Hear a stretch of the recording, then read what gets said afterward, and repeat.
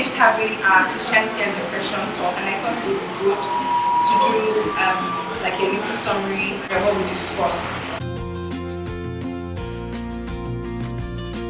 Talk about how people don't even understand what it is, and knowing that there's a scientific aspect of it, and also because God is involved with our emotions. We're spiritual beings, so God is involved with our emotions. God wants to know how we cater, how our emotional well-being is and how our spiritual well-being is.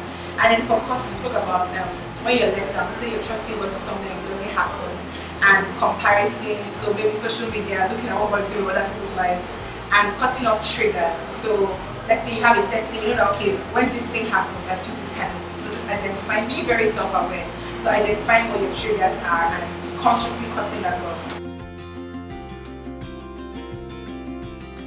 Depression doesn't have a face, so it's very unique to individuals. So some people think okay, when I'm depressed, or a depressed person is just probably indoors sleeping, but actually that's not the case. People have coping mechanisms of cleaning up when they're depressed. People have coping mechanisms of shutting everybody out, isolation. Other people have coping mechanisms of actually just talking or going out. So you need to know what people's triggers are before you can, you know, deal with that. So people need to be very aware of what their triggers are. And you as a person too, you need to know, okay, when I start doing this, it means there's tendency that something is going on my inside. Also having a burden for the work that God has laid on your heart. So sometimes because maybe you're an intercessor and God is telling you to pray for a particular country and looking at everything that's going on, you're just stressed out. You know, it's something that if you don't deal with, it can lead to an issue.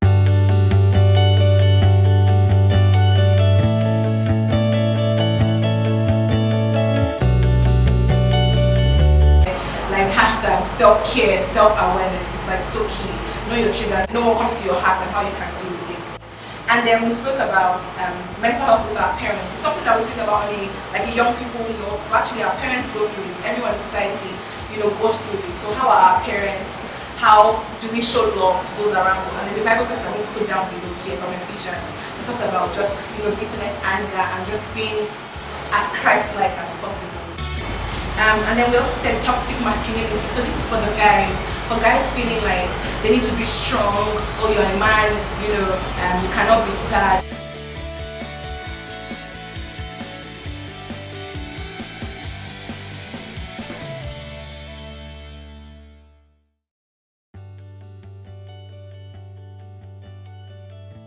Just debunking those mindsets, and we spoke about the big cross. So having people that point to you, having people that you point to, and having people on your like friends that you can share with and say, guys, what's on my heart. Like no advocacy for just friendships, for just only banter. Genuine community, know that I can open up to people. You can actually open up to people. People are here that love you and care about you. And if you don't have that, please look out for that in your communities, in your churches, in your family. And it's something you can even pray for, like God just surround you with the right people, and actively seek out friends that you know can do life with you, because none of us is an island and we need one another. Next point, prayer. So yes, you know, counseling is great, and we're never going to be to that, but also not forgetting that God still hears and is still very concerned about the issues that we go through. So prayer is even a call to action. So when we pray because we know that God will instruct our hearts. We pray because we know that God can even lead us to someone's message and tell about our problems. So prayer should never be on the mind. Depression is real, but love of God is equally very, very real. Finally, just to wrap everything up, a sense of entitlement. Because things don't happen, that does not mean that we're entitled to them. As Christians, we should just believe that what Jesus came is eternal life, and what Jesus came for is eternal life. And because things happen, that does not mean that we were entitled to them. Jesus don't come to that we have first class and have cars. All those things are added on. Seek first the kingdom. Everything will be added on to you. Jesus came for eternal life.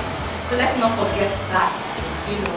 Because this did not happen, that doesn't mean God doesn't love us. God still loves us, and everything works out for our good because we're His children. And also God's grace is sufficient. So He's aware that we'll have trials and tribulations, but we should take heart with us as we come forward. And just like Paul said, you know, I asked, take this 3 times, take this away, but still your grace is sufficient for me. We believe that God wants us to have that mindset of knowing that His grace is very, very sufficient for us. And just in closing, one other part that we thought was really good for us to remember is that the devil comes to steal, kill, and to destroy. And he steals because he knows we have these things, you know, because God has already given us a rich inheritance in Christ. So I want to encourage us as Christians, please grow endurance, you know. And how can you do that? From just intimacy, really don't hide your problems from Christ, really just spend time in prayer and have a genuine community that can encourage you, community that can bear your burden, and above all, just always allow truth to stand over feelings. So what does God's word say versus how do I feel, so that you know who is in control of your emotions. And finally, denial is not doing God a favor. If you genuinely feel a certain way, speak about it. Never put something under a shell. We're not trying to make God look great. We go through things. God doesn't need our help to look big enough. We go through things, and the more we speak about them, the more we can address them. So ignorance is not doing anybody a favor.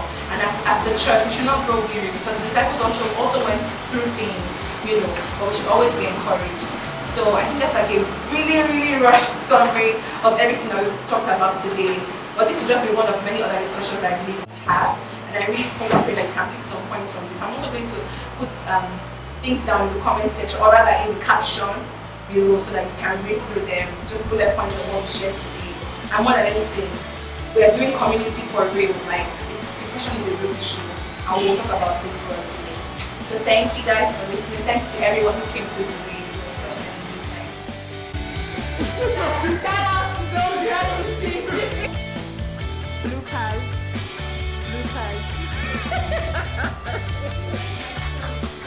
My phone.